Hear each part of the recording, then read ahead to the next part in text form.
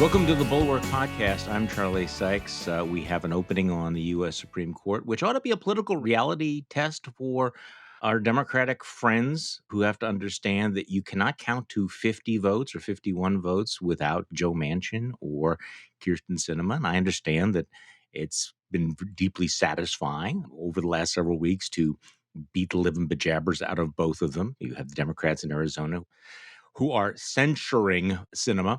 And apparently, the whole show vote last week, Chuck Schumer's brilliant tactic to force a vote that he knew that he was going to lose, was designed to put pressure on or shame these two mavericks. And of course, that failed spectacularly. But a quick reminder, as I pointed out in my newsletter, rule number one when you have a razor thin majority is don't burn the boats. Do not torch the bridges.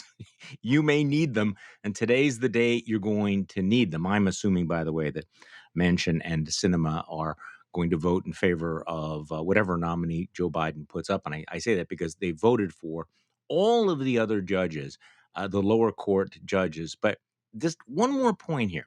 Keep in mind that, as Tim Miller has said so eloquently, if you didn't have Joe Manchin in West Virginia, you would have Senator Cletus von Ivermectin, Republican of West Virginia. And in that particular case, Mitch McConnell would be controlling the Senate. And it wouldn't matter how Kyrsten Sinema voted because there wouldn't be a vote.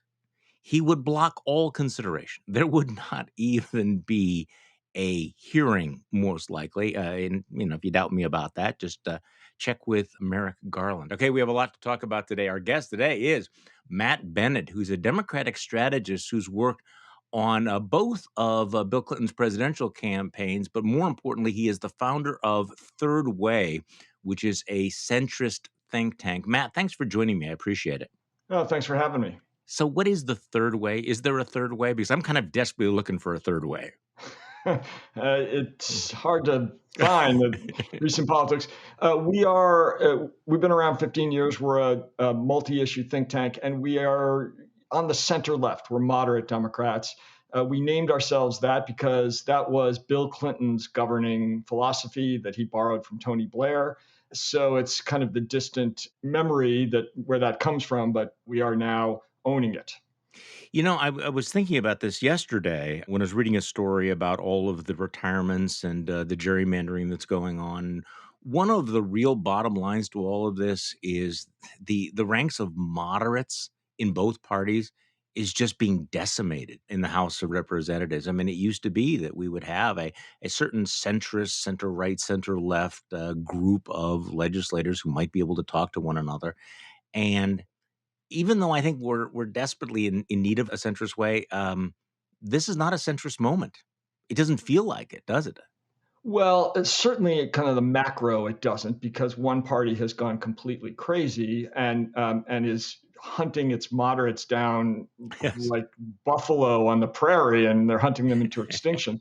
But I will say for Democrats, the House New Democrats have 90, I think 94 members.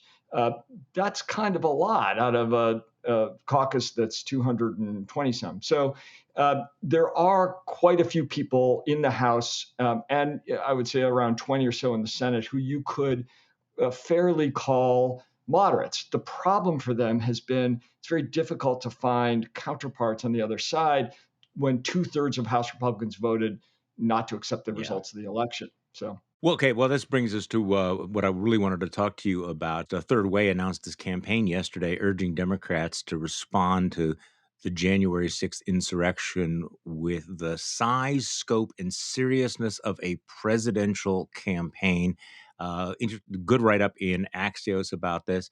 You told Axios for the first time in U.S. history, a party must mount two parallel presidential campaigns, one to win the election, the other to prevent its theft, and you're calling this a Paul Revere moment. So tell me about what the campaign is you're launching and what makes it distinctive. Well, I think if you are a loyal reader of the Bulwark, as I am, Mhm. you're already super alarmed about the attempt by Republicans and the core of the Republican Party to establish all of the facts on the ground that they will need to steal the 2024 presidential election if they lose it. And The problem is that the bulk of the Democratic establishment isn't alarmed enough yet. They might Okay. have read stuff in the Bulwark or Bart Gellman's Yeah. piece in the Atlantic, but they just don't know how serious the threat is, how multifaceted it is, how it's happening in the states and at the federal level, how well financed and serious and strategic it is. I think they still think about Four Seasons landscaping and Rudy Giuliani running around with this kind of clown car full of lawyers. And it isn't that anymore. It is So now they you still think it's a joke rather exactly than a serious conspiracy, a serious reality. right. And what we needed in 2020 to respond to the joke was Mark Elias and his lawyers, who easily batted away the legal challenges that Giuliani posited, and then thankfully Congress was in the control of Democrats when the riot occurred, and even though 2/3 of House Republicans and a bunch of Senate Republicans voted one way, that they didn't have enough votes to get in the way. The Yeah. problem is it is not at all clear that people like Brad Raffensperger, a Republican who was a Trump supporter but did the right thing at the state level, or people in Congress will do that again in 24.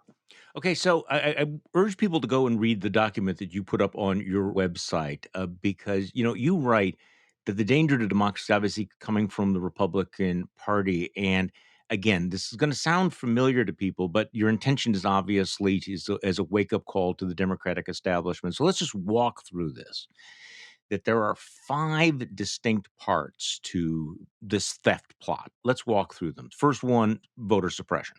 Right. This is one that has been around since the Republic was founded.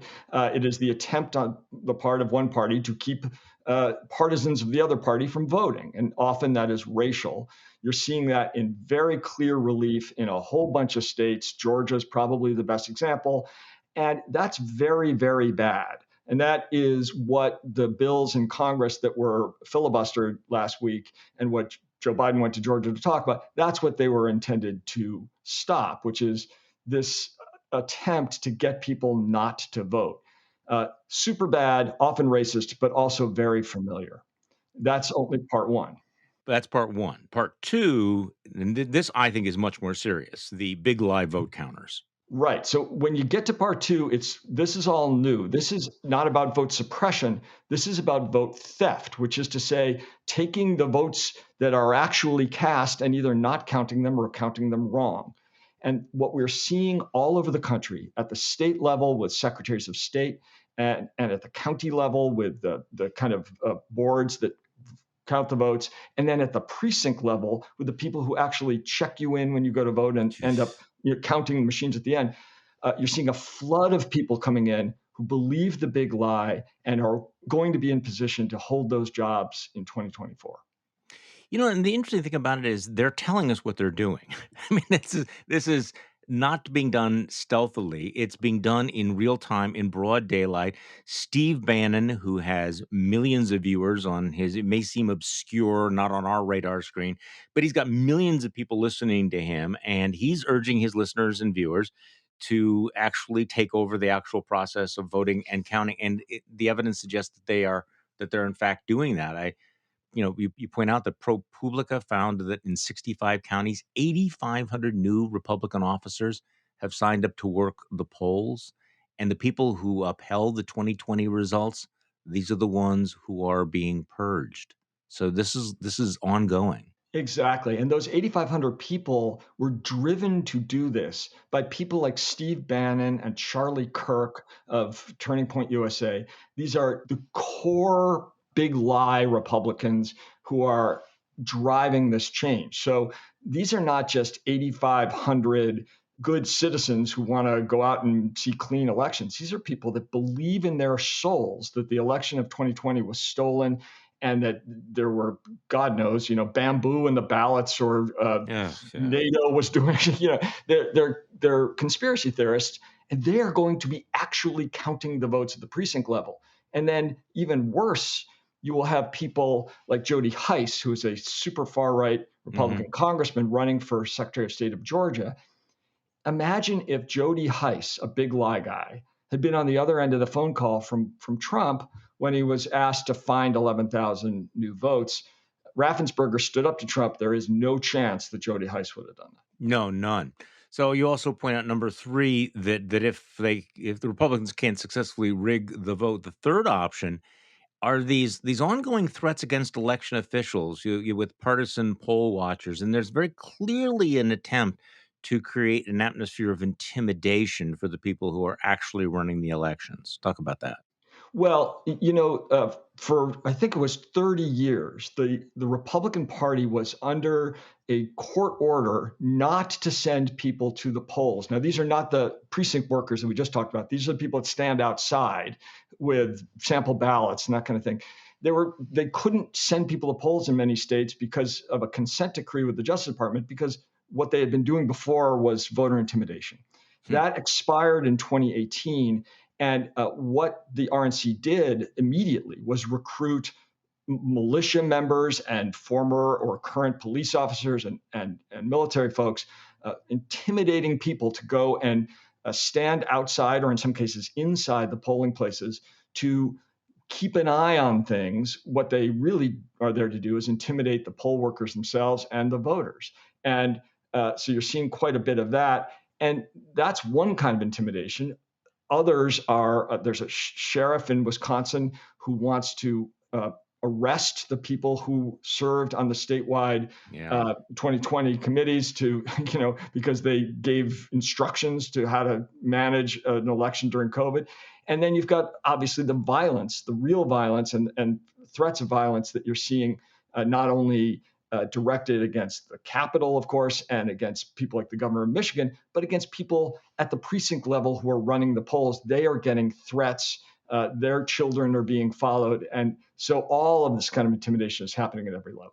Okay, so this feels like we're escalating, like walking up the ladder here, because your fourth point here, the GOP legislators who are taking over the power to run elections in at least 14 states, legislators have already enacted new laws to take the power of elections from career officials.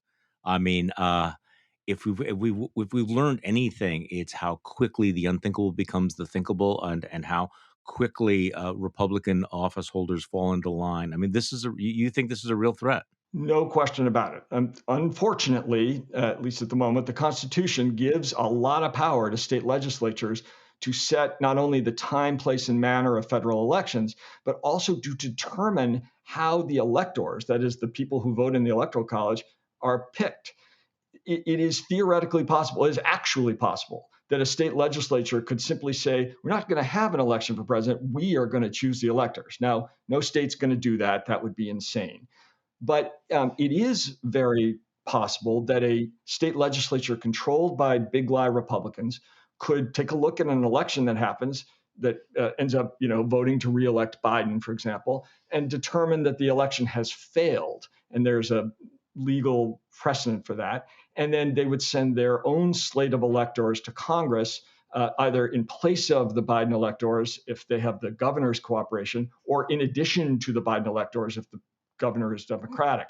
Keep in mind, of course, in the 10 swing states in presidential politics, the 10 that have been determining the outcome of the election, at least in the last 4 years, Republicans control both houses of the state legislature in all 10.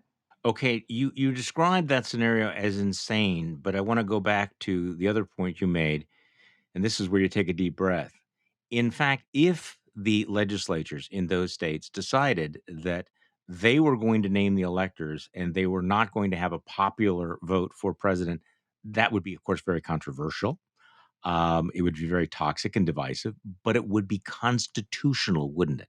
Because the Yeah, Constitution actually does give them the power, in theory, to do exactly that. it does. I mean, obviously, this People harkens don't back know to the that. right. Yeah, it's pretty crazy, Yeah. but it's back to the days where senators were picked by the state legislatures. I mean, in the early days, only white male landowners could vote, and so the Constitution was written in a way that is unimaginable to us now. But and no president has been chosen that way since early in the 19th century.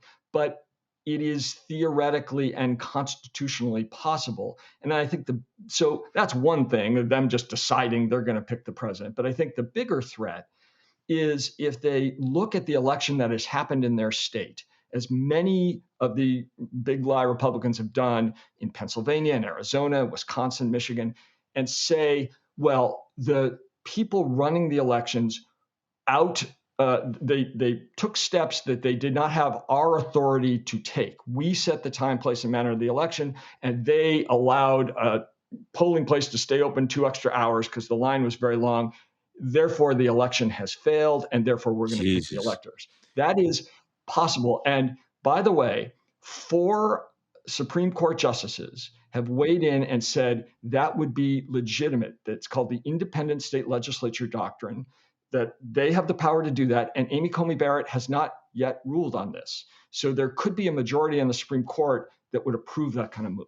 Okay, so lastly, the last point in your document, the big lie Republicans can try to do what they could not do on January 6th, simply declare the losing GOP candidate the winner using congressional votes to choose which slate of electors they want to recognize. Now, in 2025, January 2025, you won't have Mike Pence sitting up there. It will be Kamala Harris. I mean, obviously, that gives the Democrats some sort of an edge, but the problem is a Republican Senate and Republican House does have the ability to overturn this election, correct? They do. And yeah, one of the problems is that Mike Pence was right about this. Yeah. The role of the vice president is ceremonial. The vice president just sits up there and gabbles things to order, essentially, and makes the announcement. And my old boss, poor Al Gore, had to announce his own loss after the bitter fight in 2000.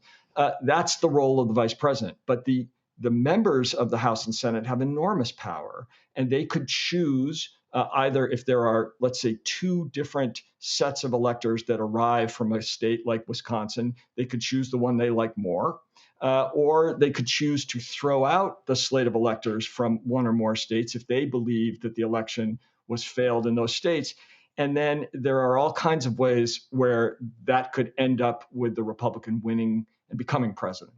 Okay, so the question that I get asked all the time is, okay, what can we do about all of this? And your point here is you don't think folks should give into despair or indifference. You have to stop this coup by running a parallel campaign to stop the coup plotters that goes beyond the presidential campaign. What does that parallel campaign look like? Well, I think it's important to emphasize that let's presume that President Biden's going to run for re-election with Vice President Harris on the ticket. The Biden-Harris team has one job politically, and that's to get reelected. And it is not their job to stop this theft of the presidential election. It is the job of the all of the small d Democrats in America, which is me as a big D Democrat and you as a former Republican, and everybody who cares about democracy needs to get behind a massive undertaking to stop all of these various things. However, it's not a campaign to win votes. I think it's very clear from all of the polling I've seen, we're not going to get voters to care about this in the ways that we want them to. Unfortunately, at the moment, the people who really care about democracy are Republicans who think that the 2020 election was stolen. We're not going to turn that around. But what we do need to do is kind of in all the areas we just discussed, have countervailing measures. So, for example, we need a lot of money flowing to people who are running for Secretary of State against the big lie people. We need a lot of volunteers moving into the precincts to run the elections in place of these big liars. And we need a lot of focus on legal and litigation efforts. And there's a whole bunch of other things. But it is not a campaign in the traditional sense where you're trying to win votes. It's a campaign to stop this array of horrors. But you acknowledge you're starting from way behind here, correct? No question, they are way ahead of us. And I think the reason that we put this out was our view was if it were enough that people in the Bulwark were pointing this out and Bart Gellman was writing in the Atlantic, we would be doing a lot more. But unfortunately, that hasn't been enough of a galvanizing force, and we're trying to ring the alarm and get people to act. You know, it's funny. I had a conversation with somebody right before we did the podcast on this question of is there a grassroots movement to fight the big lie, to do anything about it? And I said I'm not sure at this point. And the opposition to the big lie appears to be very, very scattered. But it does occur to me, and I don't think you disagree with me, is look, how do you counter the 80% of Republicans who believe that the election was stolen? You primarily are going to need other Republicans who are going to stand up against this. You mentioned Brad Raffensperger. If it wasn't for Brad Raffensperger in Georgia, or Gabe Sterling, or even the governor there, or Republicans in Maricopa County in Arizona, this story is completely different. So it is crucial that you have trusted Republican voices push back against this, because, quite frankly, you're not going to turn this around by editorials on NPR or in the New York Times. Agree? 100% All right. agree. And Democrats like me have got to get our heads around the fact that we must support people like Brad Raffensperger. Look, the odds of a Democrat winning the Secretary of Yes. State race in Georgia are Zero. very remote. Yeah, zero is probably about right. And so the choice is not between a Democrat and a Republican, it's between a big liar like Jody Heiss and a responsible Republican like Brad Raffensperger. And we definitely need to support Democratic supporting Republicans wherever they're running in positions to control elections in red states. So could you talk to your friend Mark Elias about this then? Because every time he spends a great deal of his time obviously litigating against what Republicans are doing, but also an inordinate amount of time hammering people like Liz Cheney or Adam Kinzinger because they're still conservative Republicans. And I got to admit, I'm really frustrated about it. That if you are going to turn this around, you're going to have to make common cause with people like Liz Cheney and Adam Kinzinger, and it's not clear to me that everybody has gotten that memo. I think that's right. And just to be clear on Mark, we owe him a huge debt of gratitude for the work that he did in 2020 to save the election and the work he's doing now. He's a brilliant lawyer, and we couldn't have anybody better running that piece of it. I happen to think that he's wrong about making common cause with people like Cheney because the stakes are so high. We could lose our democracy. That is a very, very real possibility. And when the stakes are that high, you make common cause with people that you disagree with. I mean, the obvious example is World War II. We were not we're not making common cause with Stalin because he was great. It was because Hitler was worse.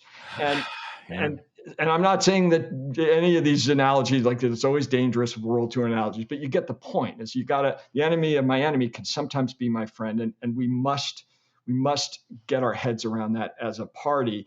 I also, by the way, think that Mark is wrong about something else that's very important, which is his view is Democrats should not be working with Republicans to amend the Electoral Count Act at the moment, Right. and that he's just wrong. That is a thing we should do. No, I mean, that's one of those moments where you go, "Do you really believe that nothing is better than something?" Because, I I thought the Electoral Count Act was crucial because it directly dealt with the threat posed by January 6th in a way that some of these other bills didn't. So, let's just step back from all of this, because I wanna talk to you as head of a centrist think tank. Earlier this week, I talked with Rui Teixeira about his critique of what the Democrats need to do, the problems that they face in the midterms. Give me your sense of where the Democratic Party is and whether they fully understand the disconnect that exists right now between them, or their public image, and the voters who are going to be determining control of Congress. I do not think that most Democrats understand that disconnect at all. I think some do and are very alarmed about it. I think Rui certainly does, but I think most Democrats don't. It is hard when you're in the majority, no matter how narrow, and when you've got the presidency, to believe that you've got an enormous political problem. There's a tendency to believe that you have some kind of mandate, and I just don't think that we do. And the very odd result that we saw in 2020 was that we won the presidency, not easily, but by modern standards, comfortably. But we also lost 14 House seats, and Yeah. we lost all of the close or the contested Senate races, and they weren't close. We got blown out. And I think people need to recognize that that was a huge warning sign, and things are worse now. And there is a giant problem in Democrats recognizing that. Part of it, of course, is because we have a gigantically broad coalition. Our coalition spans from Joe Manchin on one side to Cori Bush and the Squad on the other, and that's a pretty long way. Meanwhile, the Republicans have a coalition that runs from Ted Cruz to Josh Hawley, and that's a pretty small gap. I think a lot of people have done analyses after 2020, found that the defund the police was really toxic. How badly did that hurt Democrats in 2020? Enormously. Third Way actually was one of the lead sponsors of a retrospective on 2020, and that just leaped off the page. Defund the police was a disaster for Democrats in 2020, a catastrophe. It could have been actually worse. We won a few close races that were only close because defund was an issue. And what happens often to Democrats is they're attacked by things that seem to them to be preposterous, and therefore they don't respond to them. That's what happened in a lot of races in 2020, where they were attacked as wanting to defund the police, and the member under attack didn't. The problem is that it's very easy to associate the most at-risk moderates in swing districts with the ideas and the rhetoric of the very vocal far left. And Republicans did that extraordinarily effectively in 2020. So, Anthony Brindisi was a first term member from upstate New York, where I'm Hmm. from, and he was accused of wanting to fund the police. Complete lie. He did not want to defund the police, but it was credible because others in the Democratic conference did, and it killed him, and it killed a dozen House freshmen in 2020. A dozen. A So dozen.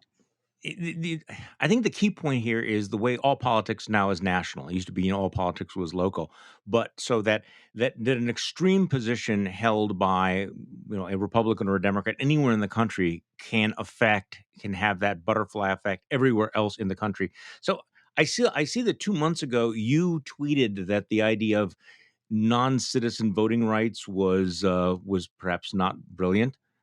And you might remember this. You got flamed by Red Rose Twitter I for all of did. that, pointing out that this might not be a winning issue. And it's funny because I get all kinds of blowback from people who say, "Well, actually, Charlie, you need to understand. They do this in Denmark, or here's the argument." And my argument is, look, have your argument, in your seminar room. I'm just telling you how this plays out in the rest of the country, where in Indiana and Michigan and Wisconsin, that the Democrats are giving voting rights to non-citizens.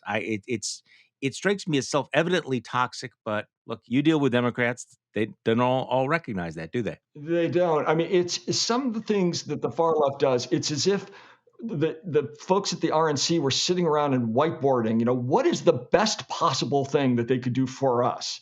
And I think defund the police was right up there. Letting non-citizens vote is up there. I mean, we've got Congresswoman Tlaib saying that we should shut down all federal prisons and decriminalize. I mean, you cannot make this stuff up. And we are handing issues to Republicans just to whack our moderates with. It isn't going to hurt Rashida Tlaib. It isn't going to hurt the people in these navy blue districts who are talking about this. And if pressed, they would say, yes, of course, the politics of Queens are different than the politics of Racine or Green Bay.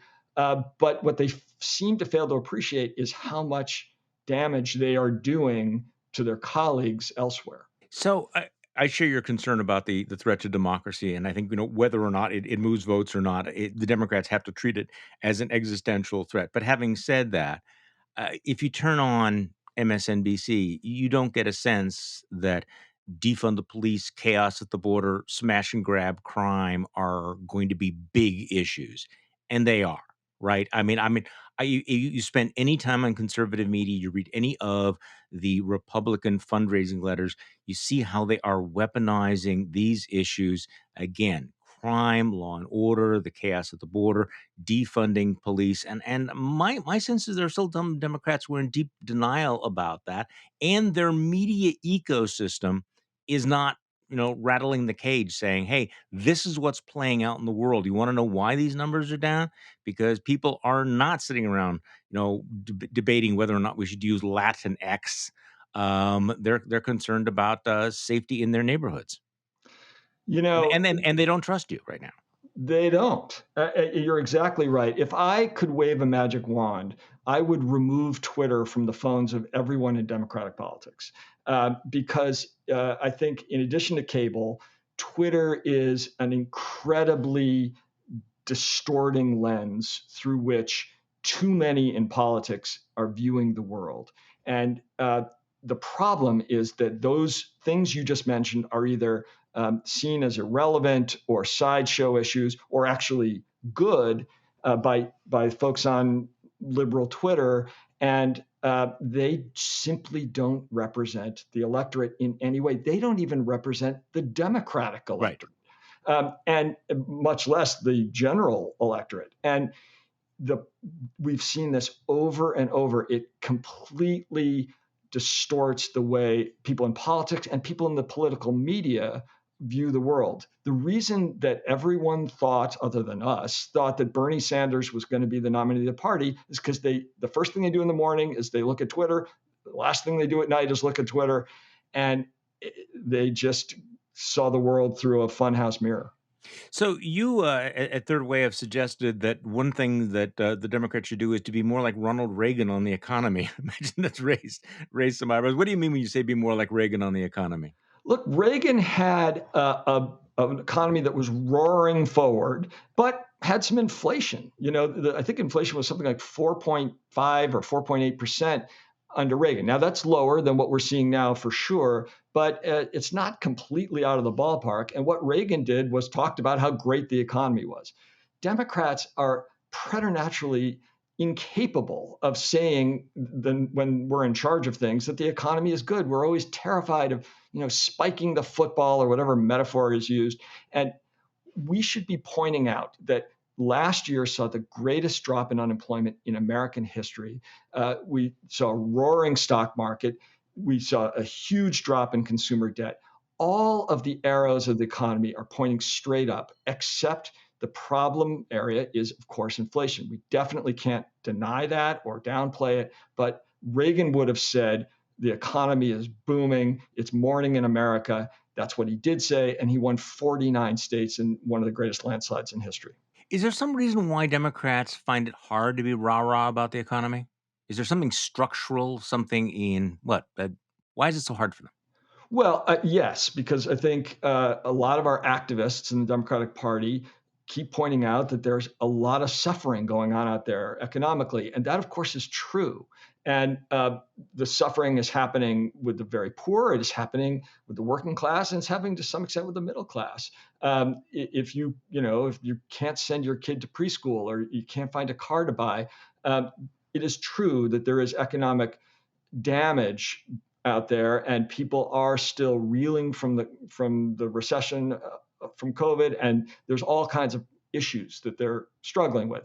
However, politics does requires that you frame your message in ways that are uplifting and appealing, and that you make clear where you have done good. And I think Biden's done a lot of good. The economy is doing pretty well, and we need to say that.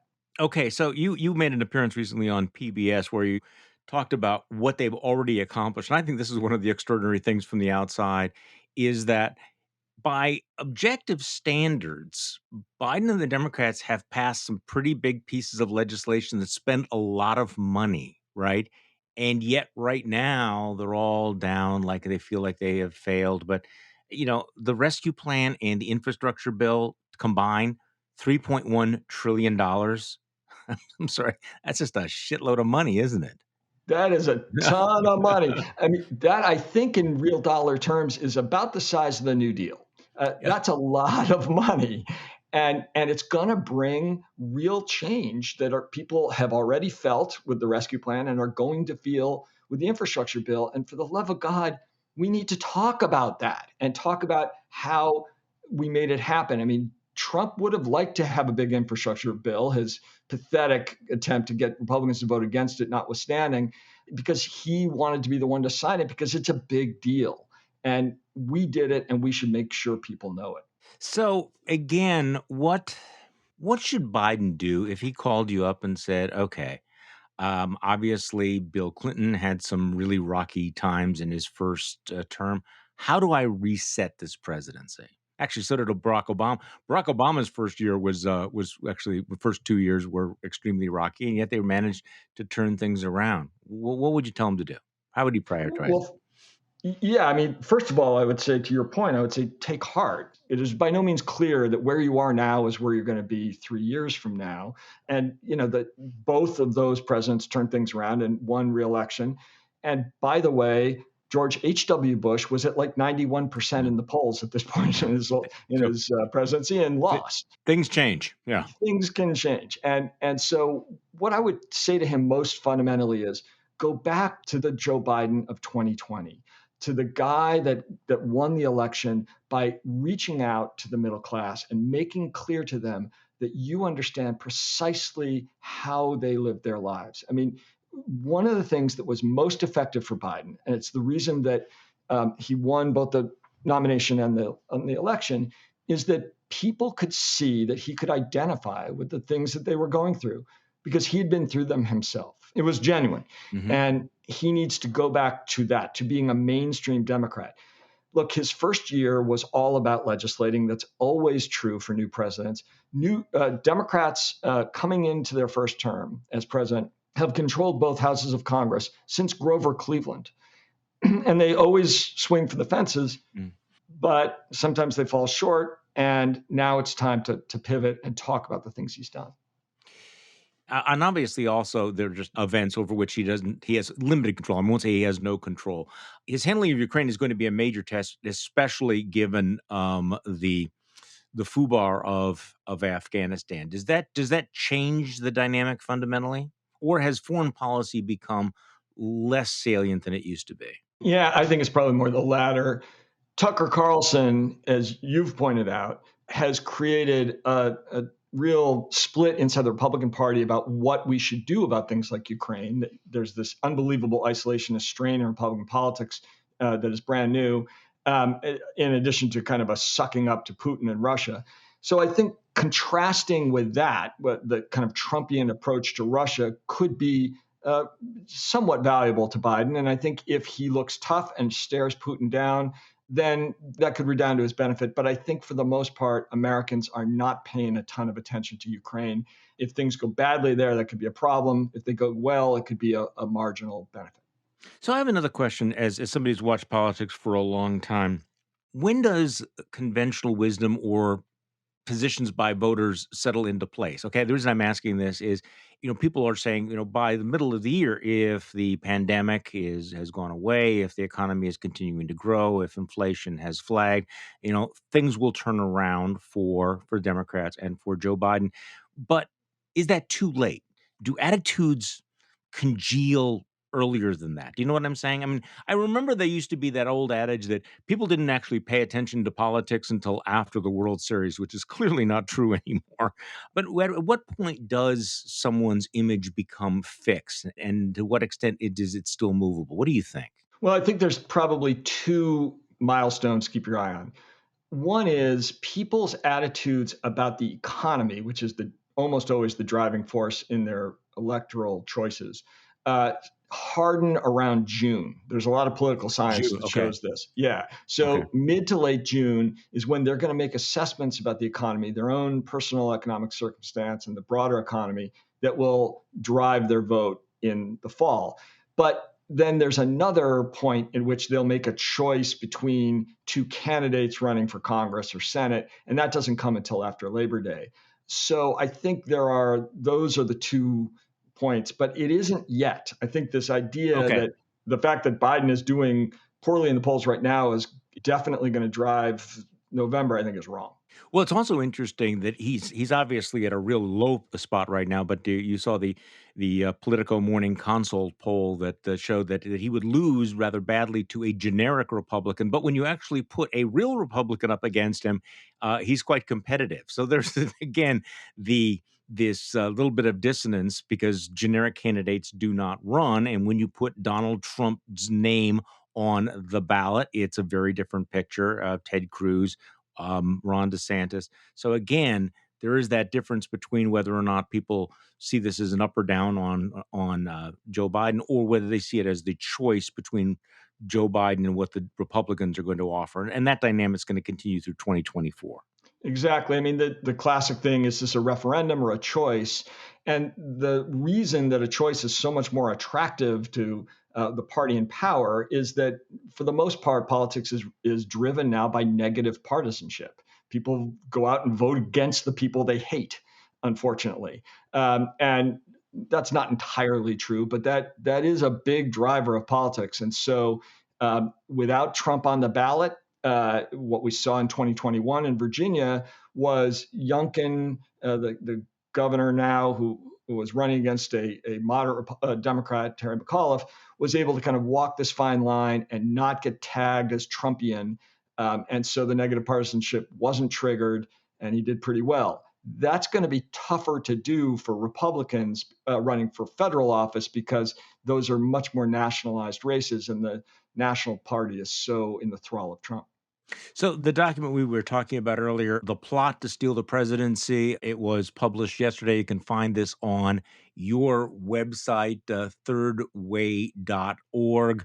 It's important that people access it, print it out, share it, spread it around for people who ask the question, so really, how alarmed should we be? And the answer is pretty alarming, because it is ongoing. Matt Bennett, thank you so much for spending time with us on the podcast today. I really enjoyed it. Thanks for having me. And thank you all for listening to today's Bulwark podcast. I'm Charlie Sykes. We'll be back tomorrow, and we'll do this all over again.